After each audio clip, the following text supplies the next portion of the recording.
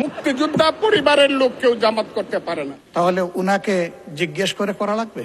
বিরোধী দলের নেতা বলেন, উনাকে আমি অসম্মান করি না, সব সময় মাননীয় বলে কথা বলি, কিন্তু উনার দলের লোকজন এখানে বসে আছে, তারা আমাকে ফজা পাগলা বলে কথা বলে। উনি একদিন এটা বলেন তারা নাকি সভ্য, তারা নাকি ইসলাম। আমি যে কথাটা বলতে চেয়েছিলাম, বিরোধী দলের নেতা বলেছেন উনি মুক্তিযোদ্ধা পরিবারের লোক এবং উনি শহীদ পরিবারের লোক এবং উনি জামাত ইসলাম করেন। এটা ডাবল অপরাধ।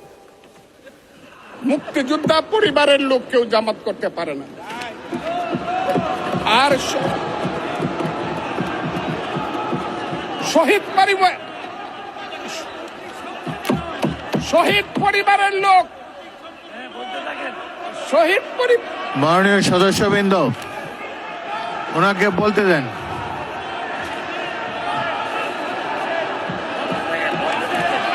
মাননীয় সদস্যবৃন্দ, অর্ডার অর্ডার, আপনারা শৃঙ্খলা রক্ষা করুন।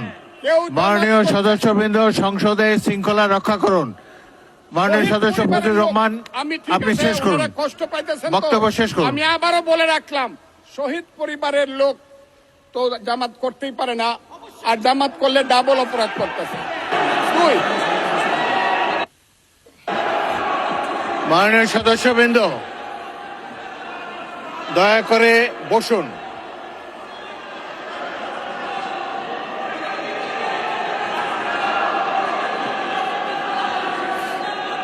মাননীয় সদস্যবৃন্দ বসুন, বসুন বসুন প্লিজ।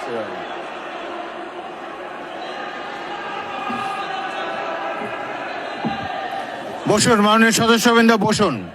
উনি বলেছেন কোন মুক্তিযোদ্ধা কিংবা শহীদ মুক্তিযোদ্ধা পরিবারের কেউ জামাত ইসলামী করতে পারে না। তাহলে উনাকে জিজ্ঞেস করে করা লাগবে? এটি আমার নাগরিক অধিকার।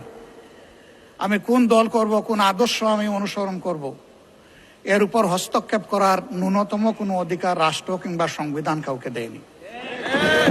আমি এটার তীব্র নিন্দা জানাই।